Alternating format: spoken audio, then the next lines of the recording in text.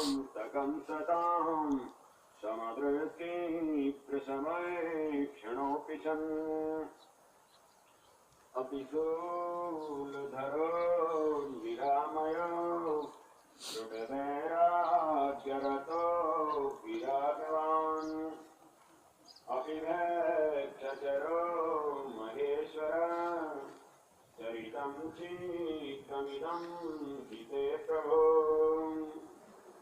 विदुराक्षमिवांशितं दृशं परिवेशाखिलकल्पद्रुमम्